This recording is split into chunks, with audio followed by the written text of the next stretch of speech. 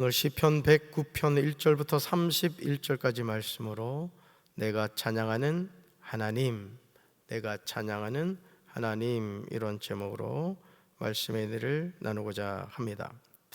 우리가 하나님을 찬양하는 이유는 우리의 삶이 만사가 형통하기 때문이 아닙니다. 시편 109편은 비탄 속에 소망하는 하나님의 나라입니다. 참 역설적이죠. 비탄 속에 소망하는 하나님의 나라.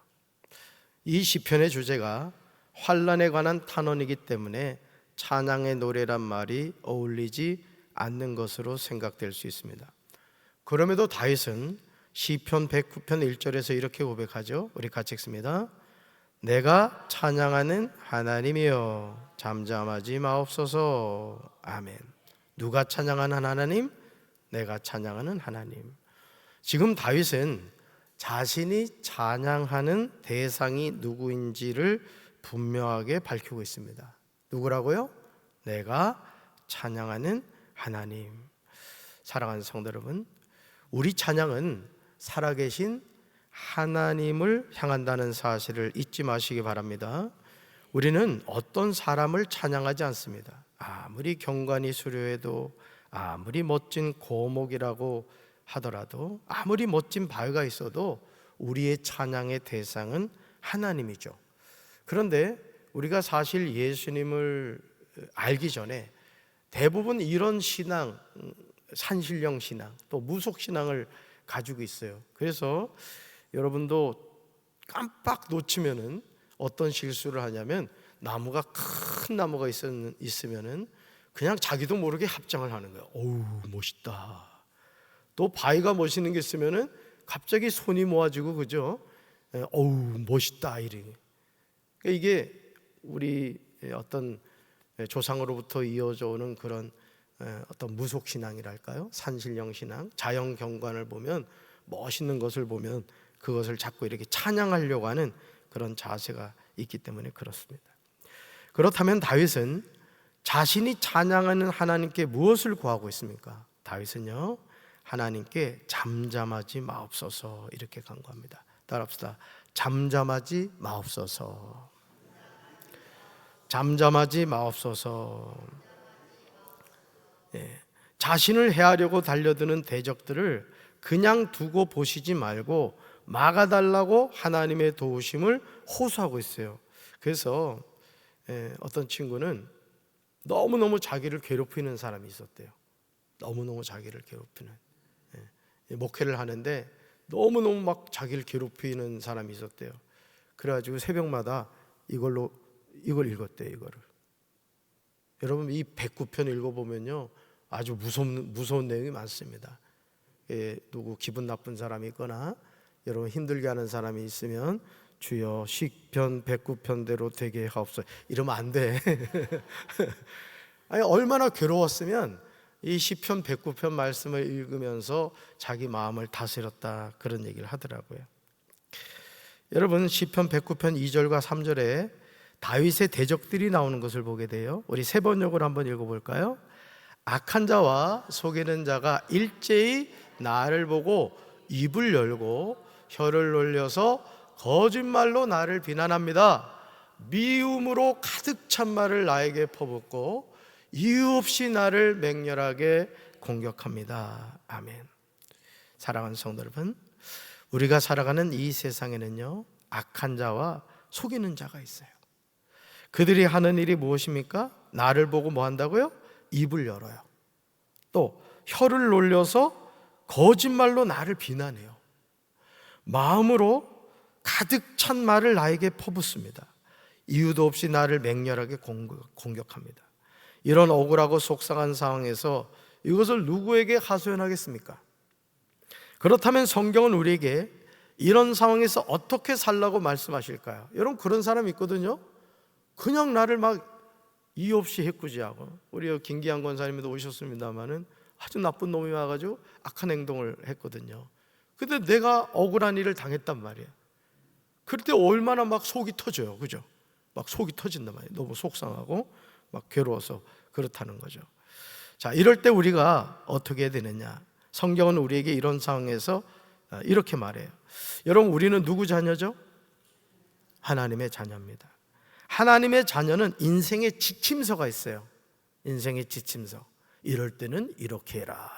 마치 이거 비유는 적절하지 않습니다만은 예수 안 믿는 사람은 새해 뭘 봐요? 운수 보죠. 또 토종 비결 막 이런 거 본단 말이에요. 하나님 안 믿는 사람은. 그런데 우리 하나님의 자녀에게는 인생의 지침서가 있다. 뭐죠? 하나님의 말씀인 성경이에요. 성경. 우리 신앙은 철저히 말씀인 성경을 기준으로 해야 될 줄로 믿습니다. 그러니까 하나님의 자녀에게 인생 지침서는 뭐다? 하나님의 말씀인 성경이다. 그렇지 않으면 넘어져요. 흔히 말하는 인생의 경험, 이 개똥초락이라고 말하죠. 그건 진리가 아니에요. 정답이 아니에요.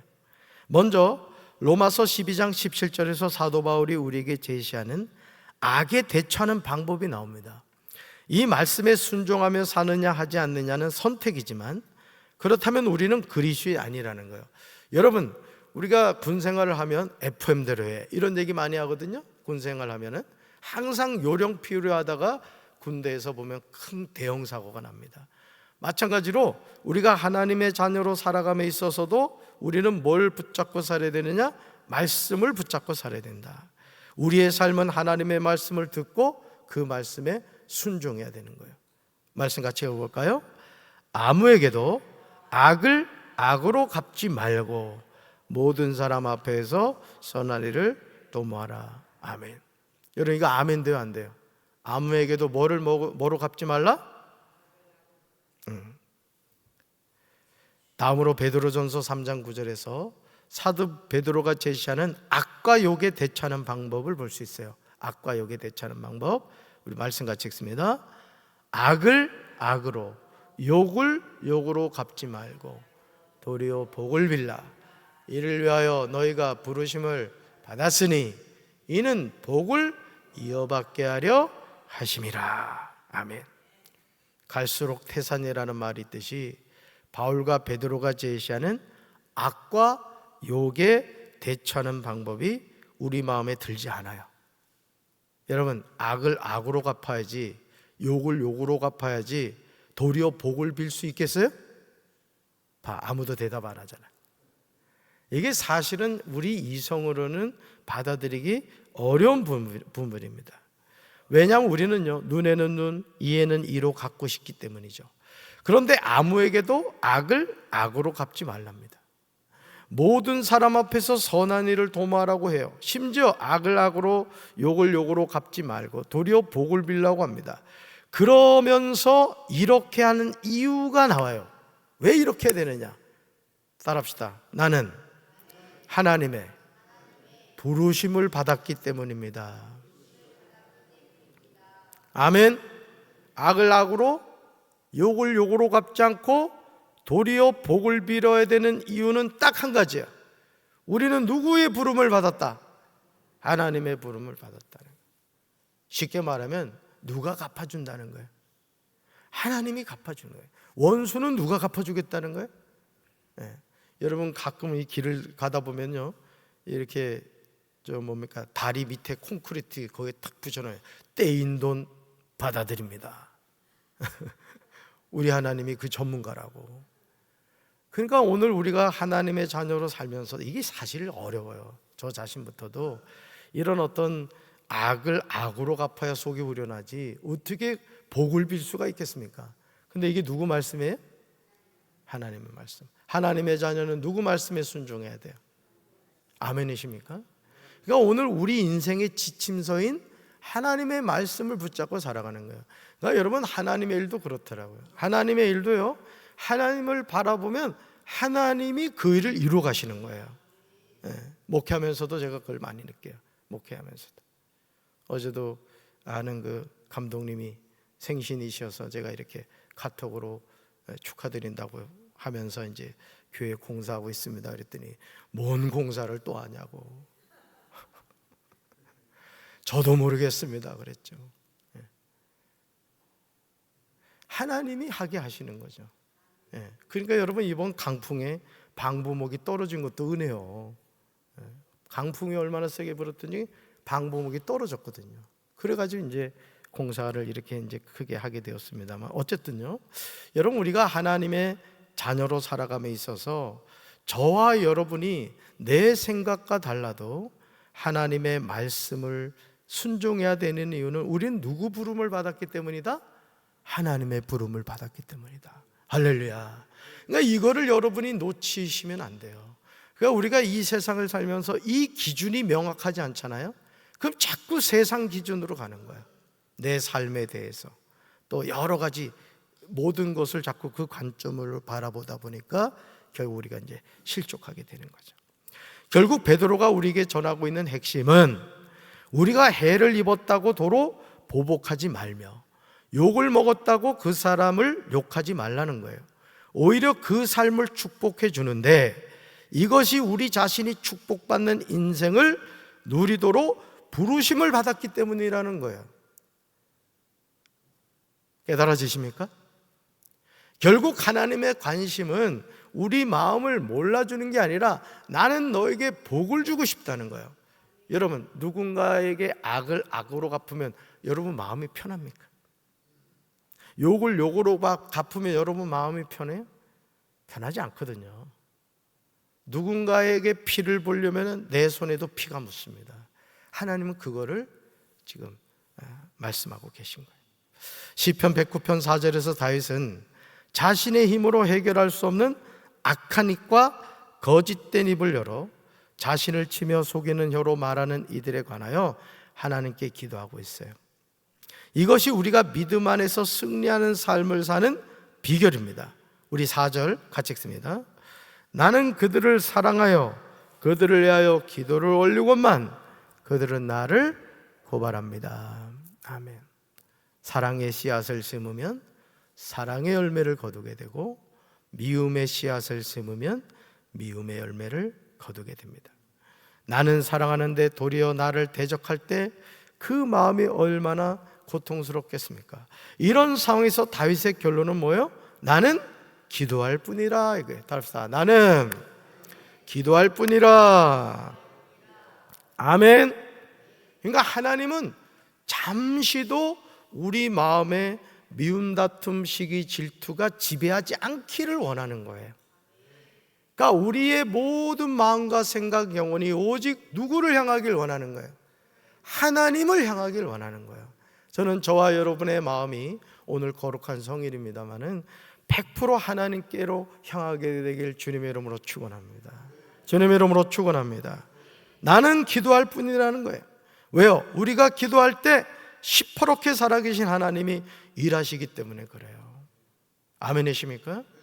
오늘 이제 청소년교회가 이제 제주도로 10시 반에 이제 수련회를 갑니다마는 우리 전도사님과 우리 부장님, 우리 교사들 모든 참여하는 아이들이 무시로 기도해야 돼요.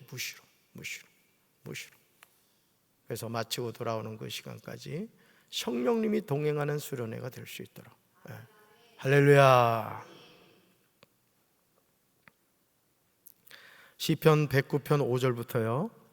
다윗이 자신이 당하고 있는 아픔과 고통을 하나님께 이야기하고 있어요. 그래서 여러분, 억울하고 속상한 일 이렇게 가운데 있는 분들이 있다면, 또 이유 없이 여러분을 괴롭히는 사람이 있다면 제가 얘기한 것처럼 이렇게 되게 해주십시오 이런 마음이 아니라 그냥 쭉 읽으면은 그냥 마음이 후련합니다. 그렇다고 또 다 읽고 아멘 이러면 안 돼. 5절부터 이제 다윗이 자신이 당하고 있는 아픔과 고통을 하나님께 이야기하고 있는데요, 그 내용이 무서울 정도예요. 그들은 선을 오히려 악으로 갚고요, 사랑을 미움으로 갚습니다. 다윗은 하나님께 기도하죠. 악한 자가 악한 자를 다스려요. 우리 6절 같이 있습니다. 6절. 악인이 그를 다스리게 하시며 사탄이 그의 오른쪽에 서게 하소서. 아멘. 악인이 누굴 다스린다?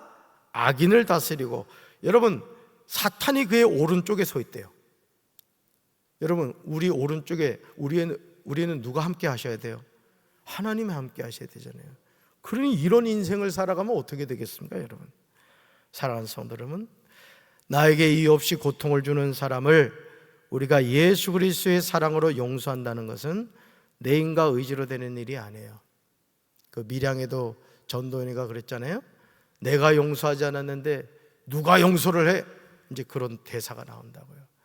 여러분, 우리가 이 용서라는 것은요, 내 힘과 의지로 되는 게 아닙니다. 하나님이 그 마음을 주셔야 돼요. 할렐루야. 시편 109편에 나오는 인도자를 따라 부르는 다윗의 노래는 우리에게 많은 것을 생각하게 합니다. 얼마나 억울하고 속상했으면 시편 109편 13절에서 다윗은 다음과 같이 저주하며 기도합니다. 여기서 자손이 끊어진다는 것은 가문이 끝난다는 뜻이죠. 우리 13절을 세 번역으로 읽습니다. 자손도 끊어지고 후대에 이르러 그들의 이름까지도 지워지게 하십시오. 아멘. 어떻게 보면 가장 큰 저주가 될 것입니다. 그런데도 다윗은 서슴지 않습니다. 이제 우리는요, 저주하는 인생이 되기보다는 축복하는 인생이 되길 주님의 이름으로 축원합니다. 그래서 여러분의 입술에 항상 믿음의 말, 축복의 말, 사랑의 말, 은혜의 말을 하세요. 남편이 미울수록 우리 남편은 어때 저렇게 짭짭거리며 잘 드시는지, 자녀가 속색일수록 크게 될 놈, 잘 될 놈 이래야지. 그냥 막 악담을 퍼붓고 이러면 어떡하겠어요? 그렇죠? 남편도 잘 돼야지. 그렇잖아요. 시편 109편 17절에서 여러분 여러분 보세요. 17편 보세요. 17편. 여러분 성경을 보세요. 저주하기를 좋아하더니 어떻게 됐어요? 18절에 보세요. 저주하기를 옷 입듯 하더니 19절로 가보세요. 저주가 그에게는 입는 옷과 같고 항상 뛰는 뛰어가게 해달라고 강구하고 있습니다. 다윗은 자신이 가난하고 궁핍하여 나의 중심이 상한다고 고백합니다.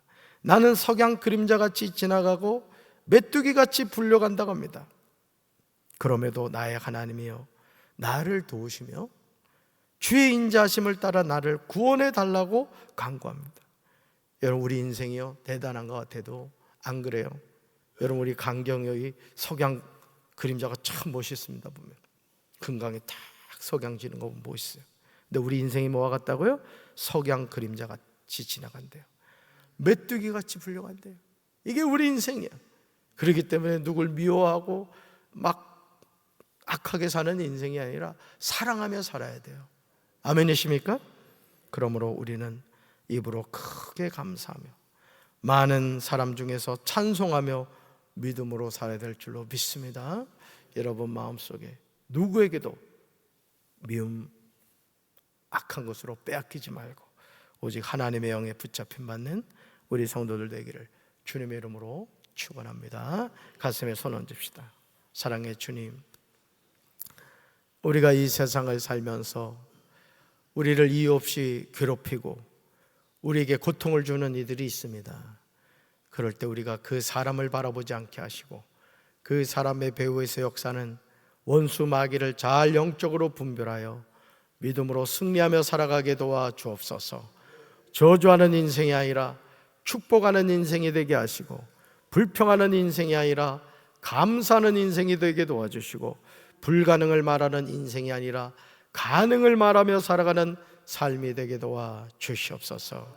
예수님 이름으로 기도합니다. 아멘.